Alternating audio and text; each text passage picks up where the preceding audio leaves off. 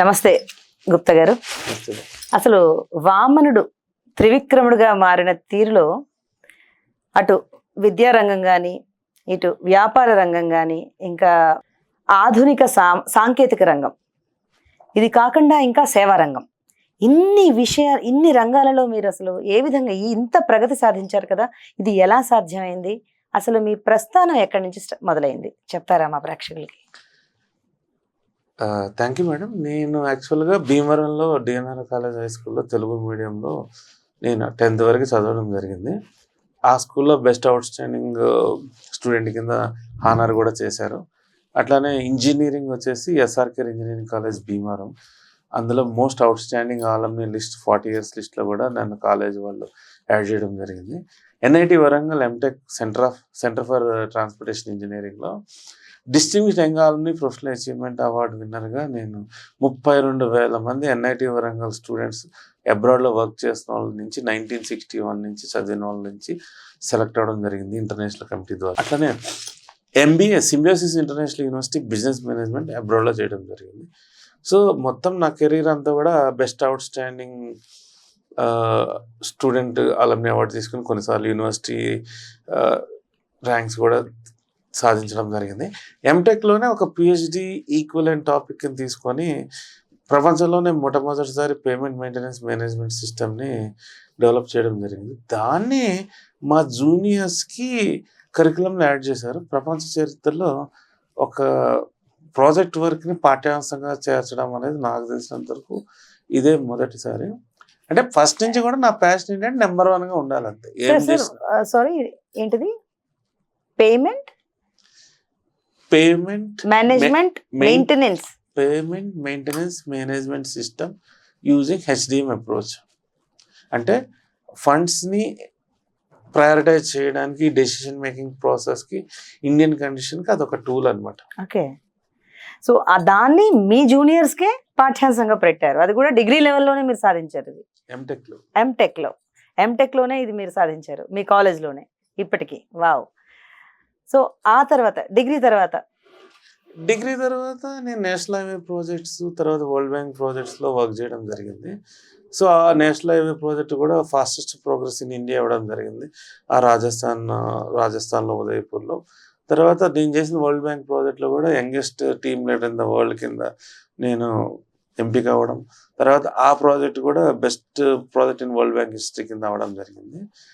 తర్వాత foreign exposure కోసం 2003లో నేను సుల్తానేట్ ఆఫ్ ఒమన్ వెళ్ళడం జరిగింది. 17 సంవత్సరాలు కంటిన్యూస్గా చేసి అక్కడ దాదాపు Oman government most prestigious and important projects అన్నిటికీ హెడ్ కింద 100 కంట్రీలకు పైగా నేషనల్తో వర్క్ చేసి 18 వరల్డ్ రికార్డులని బ్రేక్ చేయడం జరిగింది మేడం.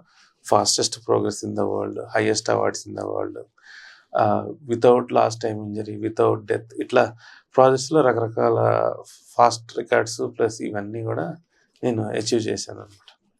అసలు అనన్య సామాన్యమైన మీ ప్రస్థానం. ప్రభుత్వాధినేతలు కూడా, ఉమెన్ ప్రభుత్వం కూడా మీ సలహాలు సూచనలు స్వీకరిస్తుంది కదా, అసలు ఈ విధంగా ఎలా సాధ్యమైంది? అంటే నేను ఏదైనా 100% జెన్యున్గా చేస్తాను, 100% జెన్యున్గా చెప్తాను, 100% అథెంటిక్ ఇన్ఫర్మేషన్ అయితేనే నేను సజెస్ట్ చేస్తాను మేడం.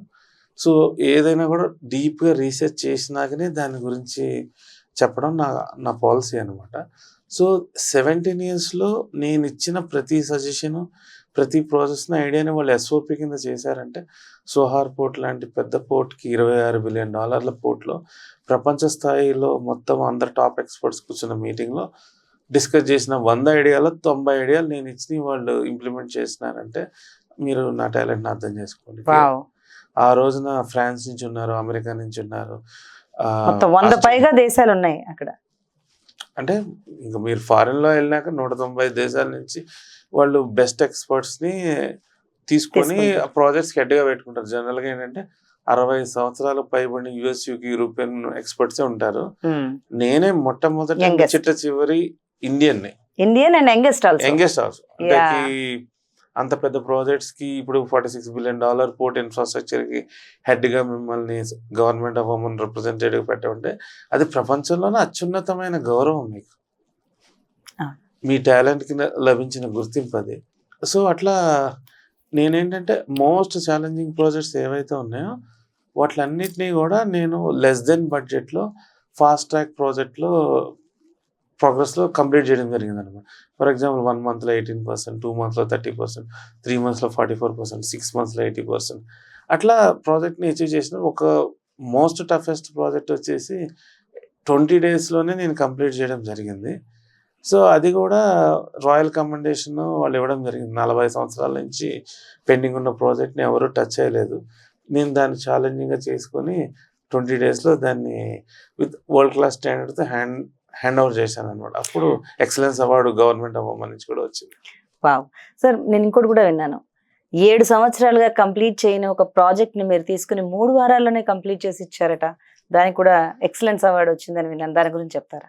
అంటే ప్రొయాక్టివ్ ప్రాజెక్ట్ మేనేజ్మెంట్ సిస్టమ్ అని, ప్రొయాక్టివ్ లీడర్షిప్, ఇవి సిచ్యుయేషన్ లీడర్షిప్, ఇవి ప్రపంచంలో ఇంతవరకు ఎవరు ఇన్నోవేట్ చేయని కాన్సెప్ట్స్ అనమాట. ఇది దాదాపు 3 దశాబ్దాల రీసెర్చ్ తర్వాత నేను డెవలప్ చేశానండి. అవన్నీ యూజ్ చేసి, ఆ టెక్నిక్స్ అన్నీ యూజ్ చేసి ఆ రోజు నా ప్రాజెక్ట్లో మైక్రో లెవెల్ ప్లానింగ్ చేసి, ఆ రిసోర్స్ మేనేజ్మెంట్ కానీ, మ్యాన్ మేనేజ్మెంట్ కానీ అంతా A to Z మొత్తం నేను బ్లూ ప్రింట్ తయారు చేసి ప్రతి టీం మెంబర్కి స్పెసిఫిక్ టాస్క్, స్పెసిఫిక్ రెస్పాన్సిబిలిటీ ఇచ్చి కంటిన్యూస్గా మానిటరింగ్ చేయడం జరిగిందనమాట. సో దాన్ని ఏదైతే ప్లాన్ చేసామో దాన్ని 100% ఇంప్లిమెంట్ చేశాను నేను ఆ రోజు. సో దానివల్ల అది ఒక అద్భుతమైన చరిత్రగా నిలిచిపోయింది అనమాట. Very nice sir. 2 ఏళ్ల క్రితం ప్రపంచ వ్యాపార దేశాల కన్వెన్షన్ భారత్లో జరిగింది. దానిలో పాల్గొన్నారు. మీ లక్ష్యాలు ఏంటో చెప్తారా? భారతదేశాన్ని ప్రపంచంలో నెంబర్ 1 స్థానంలో తీసుకెళ్ళాలి విశ్వభారత్ అనేది నా 30 సంవత్సరాల మిషన్. సో దానికోసమని రకరకాల యాక్టివిటీస్ని నేను రకరకాల ప్లాట్ఫామ్స్ నుంచి చేస్తాను. ఒకటి వచ్చేసి ప్రపంచ ఆర్యవైశ్య మహాసభ. ప్రపంచ ఆర్యవైశ్య మహాసభ ప్రపంచంలోనే అతిపెద్ద వైశ్య అసోసియేషన్. 55 దేశాల్లో ఉంది, కవరింగ్ ఆల్ కాంటినెంట్స్ అనమాట. సో ఇంతవరకు వైశ్య కమ్యూనిటీలో ఇన్ని దేశాల్లో ఇప్పుడు మొన్న కూడా మేము ఒకేసారి ఈవెంట్స్ చేయడం జరిగింది. ఈ లాస్ట్ 5 monthsలో ఖతార్లో ఈవెంట్ చేసినాము, వాసవి జయంతి చేసినాము, అబుదాబిలో 2000 మందితో సత్యనారాయణ స్వామి వ్రతం చేసినాము, ఆస్ట్రేలియాలో వాసవి జయంతి చేసినాము, టాంజానియాలో వాసవి జయంతి చేసినాము, కువైట్లో వాసవి జయంతి చేసినాము, సింగపూర్లో వాసవి జయంతి. ఇంతవరకు ప్రపంచ ఆర్యవైశ్య చరిత్రలో 200 సంవత్సరాల్లో ఎవరు కూడా ఒకేసారి ఇన్ని డిఫరెంట్ కాంటినెంట్లో చేయలేదన్నమాట. నాకున్న 100కు పైగా కంట్రీస్ నెట్వర్క్ నుంచి నేను ఈ 55 కంట్రీలో డెవలప్ చేయడం జరిగింది లాస్ట్ 9 yearsలో. దాన్ని డెవలప్ చేయడానికి దాదాపు 100కు పైగా ఇంటర్నేషనల్ ట్రిప్స్ నేను తిరిగాను.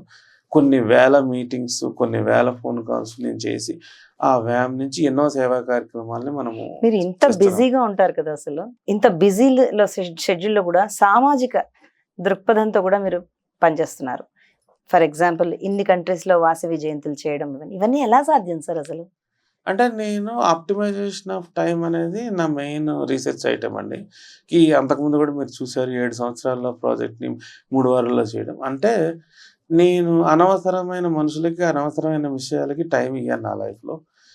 ఏది మోస్ట్ ఇంపార్టెంటో దానికే ప్రయారిటీ ఇచ్చి I give my 100% heart, soul and effort for that particular mission అనమాట. సో దానివల్ల ఏమవుతుందంటే మనం అనుకున్న లక్ష్యాలు తొందరగా అయితే. రెండోది వచ్చేసి నేను నా టీంని ట్రైన్ చేస్తాను. ఇప్పుడు దాదాపు 100 కంట్రీల పైగా టీంని నేను కంటిన్యూస్గా ప్రతిరోజు వాళ్ళని ట్రైన్ చేసుకుంటూ రావడం వల్ల ఏమవుతుందంటే ఆ ప్రొయాక్టివ్ లీడర్షిప్ వల్ల వాళ్ళ మిస్టేక్స్ని నేను జీరో చేస్తాను.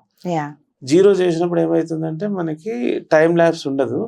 సో 1 అడుగు ముందుకి 10 అడుగులు వెనక్కి లేకుండా ఎప్పుడైతే మీరు పర్ఫెక్ట్ ట్రైనింగ్ వాళ్ళకి ఇస్తారో వాళ్ళు అత్యుత్తమ స్థాయిలో వాళ్ళు పెర్ఫార్మెన్స్ చూపిస్తారు. మనకి ల్యాబ్స్ లేకుండా మనకి వర్క్ నడుస్తుంది అన్నమాట.